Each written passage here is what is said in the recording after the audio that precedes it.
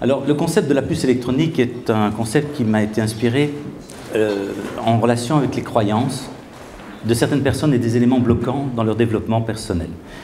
Alors, qu'est-ce que la puce électronique? Si vous prenez un cerveau, l'élément qui, dans notre partie cérébrale, joue le rôle essentiel de contrôle, de maîtrise et de décision est la partie préfrontale, c'est-à-dire ce qui se trouve juste derrière votre front. Et je dis, pour présenter la puce électronique, à la naissance, les parents implantent une puce électronique dans cette partie cérébrale. Au niveau de la base du cou, il y a un port USB. Que se passe-t-il pendant l'éducation de l'enfant?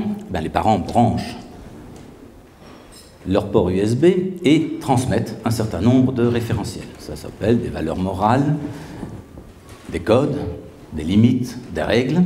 Mais dans cette puce électronique viennent s'ajouter également des éléments liés au vécu, à des influences. Il n'y a pas que l'influence parentale, l'influence familiale, l'influence sociale ou culturelle, l'influence professionnelle. Tout ça va conditionner la fabrication, la mise en place de cette structure de référence. Alors pourquoi avons-nous une puce électronique? Cette puce électronique est essentielle pour nous aider à interpréter, à analyser les données, les informations qui nous viennent. On les compare par rapport à ces référentiels-là. Ça va nous aider ultérieurement à faire des choix, à prendre des décisions. Bien, donc cette puce existe. A priori, c'est une bonne chose, à la condition que d'abord on l'alimente. Donc dans le cas de l'éducation parentale, il faut que cette alimentation soit faite. Si nous avons une non-alimentation, notamment de valeur morale, la différence entre le bien et le mal, rien que cela, comment voulez-vous que plus tard, un jeune adolescent ou jeune adulte ait conscience de la gravité ou du côté néfaste de ses actes? Donc il faut une alimentation. Alors il y a différentes façons d'alimenter. Ce que l'on savait de manière empirique et plus tard de manière scientifique, c'est que cette puce électronique est particulièrement réceptive entre 0 et 6 ans.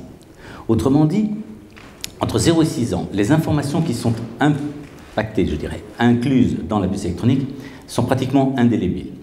Ça a été utilisé effectivement par les sectes, par les régimes totalitaires, les jeunesses hitlériennes et autres, pour graver pratiquement à vie des informations. Le régime nazi est un bon régime. Ou tu es mon ami, ou tu es mon ennemi. Le référentiel était binaire, il n'était pas tellement compliqué. Allez reprogrammer la puce après ça, bonne chance. Autrement dit, les sectes choisissent effectivement d'extraire les enfants de l'influence parentale pour alimenter en données très claires. Dans les écoles coraniques, dans certaines écoles coraniques, effectivement, il y a un conditionnement des enfants entre 0 et 6 ans. Il est extrêmement difficile de revoir les choses de manière différente. Donc, la façon d'alimenter la puce électronique est extrêmement importante. Mais tout n'est pas forcément défini dès le départ. Il y a deux façons d'alimenter cette puce. Ce que j'appelle la manière convergente et la manière divergente. La manière convergente est celle que je viens de vous dire, une seule source d'information, une seule façon d'introduire la donnée dans la puce électronique. La manière divergente, c'est de permettre l'accès au port USB à tout le monde, c'est-à-dire au professeur, à un mentor quelconque, à n'importe qui.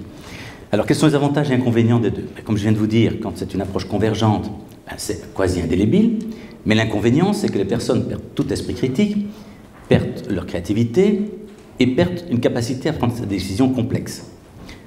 Évidemment, l'inconvénient d'une démarche est l'avantage de l'autre. Plus l'approche est divergente, plus la personne est ouverte d'esprit, est capable d'analyser des situations et fait preuve de créativité. Mais seulement, c'est un élément perturbant, parce qu'il arrive qu'il coexiste au sein de la puce électronique des référentiels incohérents ou incompatibles.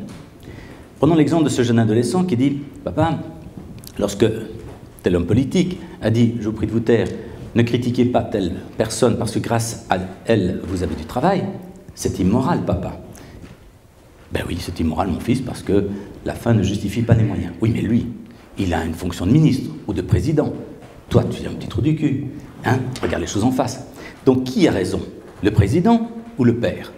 Si on regarde selon certains référentiels, notamment liés à la réussite, ça peut être sujet à discussion. Donc, il faut aider, lorsqu'on accompagne un enfant, à développer cet esprit critique, son esprit d'analyse, et pas forcément dire que le papa, maman a raison, mais d'étudier les différentes alternatives. Alors, qu'est-ce qu'on peut trouver dans la puce électronique et qui peut avoir une influence négative? Je vais vous présenter ici le fameux extrait de Canal+ relatif au coup de boule de Zinedine Zidane, et vous allez voir l'influence de la puce électronique sur un comportement humain.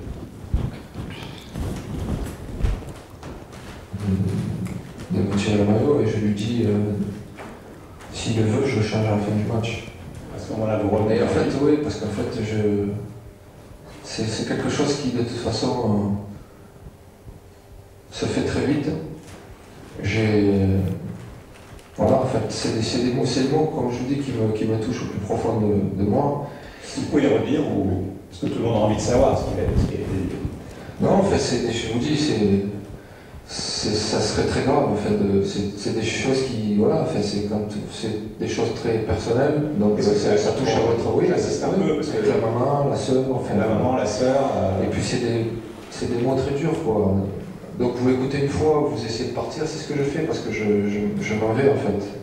Vous écoutez 2 fois, et puis voilà, et puis la 3e fois, voilà, moi je suis un homme avant tout, et je vous dis, il y a des mots, quelquefois, qui sont plus durs que des... J'aurais préféré, à la limite, me prendre une droite dans la gueule qu'entendre ça. Et voilà, j'ai réagi. 2 fois, 3 fois la même chose, il y a donc des insultes qui ont touché les femmes de votre famille, votre mère et votre soeur. Oui. Et j'ai réagi, et bien sûr que c'est pas un geste à faire, forcément. Et ça je tiens à le dire haut et fort, surtout parce que c'est vrai que ça a été vu par 2-3 milliards de téléspectateurs. Et des millions d'enfants qui ont regardé ça, forcément, auprès d'eux, je m'en excuse et je le dis haut et fort. Et parce que aussi aux personnes, aux éducateurs qui sont là pour éduquer ces enfants et pour leur montrer les choses à faire et les choses à ne pas faire, forcément, auprès d'eux, je m'excuse. Vous excusez auprès d'eux, mais est-ce que vous regrettez réellement de l'avoir fait? Voilà une belle illustration du contenu de la puce électronique. Quel référentiel avons-nous dans ce système référentiel? C'est le code de l'honneur. Et le code de l'honneur, pour certaines cultures, c'est on ne touche pas aux femmes, que ce soit une mère, une épouse, une fille, etc. Et le code de l'honneur peut conduire les personnes, effectivement, à réaliser des actes agressifs, voire à la mort. Des études ont été réalisées aux États-Unis montrant que dans certaines régions américaines, et particulièrement dans les Appalaches, dans des régions assez reculées, le taux de mortalité, ou plus exactement d'homicide, était beaucoup plus important que dans d'autres régions.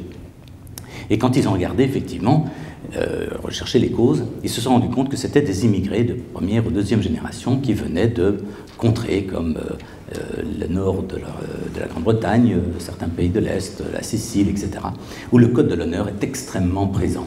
Et ce qui est terrible, c'est que ce n'est pas seulement les hommes qui se le transmettent, mais c'est même les mères à leurs fils. « Mon fils, tu mourras comme ton frère ». Donc ça fait partie de ces éléments de référence qu'on retrouve dans la puce électronique de certaines personnes. On peut trouver, et ça c'est beaucoup plus fréquent, et c'est beaucoup plus normal de le trouver parmi les personnes que nous côtoyons au quotidien, et même que je côtoie dans le cadre de l'accompagnement individuel, il y a un autre référentiel du type « ma valeur est fonction de ce que je réalise ». Ça veut dire que plus je réaliserai des choses remarquables, ou plus j'aurai d'argent, plus ma valeur augmente. Alors que je considère que la valeur d'un individu est liée à ce qu'il est, et non pas à ce qu'il fait. Autrement dit, ce n'est pas parce qu'un enfant revient avec un 7 sur 10 au lieu d'un 9 sur 10 que la valeur pour le parent elle doit être revue à la baisse. Donc ces éléments-là, dès l'école, on considère très rapidement que la valeur d'un individu dépend de ses résultats, de ses performances. Et c'est maintenu très tardivement, pratiquement pendant toute la carrière des personnes. Ça pose d'énormes problèmes, et quand on prend le fameux symbole ou l'image du soleil, ça a un impact sur l'estime de soi et sur la perte de confiance en soi. Donc, la bonne nouvelle, et je voulais terminer bien entendu par cet aspect-là, c'est qu'il est, et c'est très important, il est possible de reprogrammer, de faire un reset ou un contrôle-alt-delete, et de reprogrammer cette puce électronique. Je n'ai pas dit que c'était facile, mais tout est possible, et ça demande des efforts, mais c'est un élément que nous avons à garder présent à l'esprit. Alors, je vais être un peu provocateur pour ceux qui me connaissent, ils ne vont pas être surpris, mais je donne un autre référentiel. C'est par exemple, moi, en tant qu'homme, dirait une personne, je considère, de sexe masculin, je considère que le rôle de la femme, la position de la femme est à la maison, à s'occuper de la maison et à me servir de sextoy vivant. Vous voyez, c'est un référentiel. J'espère que cet homme le remettra en cause assez rapidement pour le plus grand bonheur à la fois de son épouse et d'autres personnes. Je vous remercie et bonne fin de repas.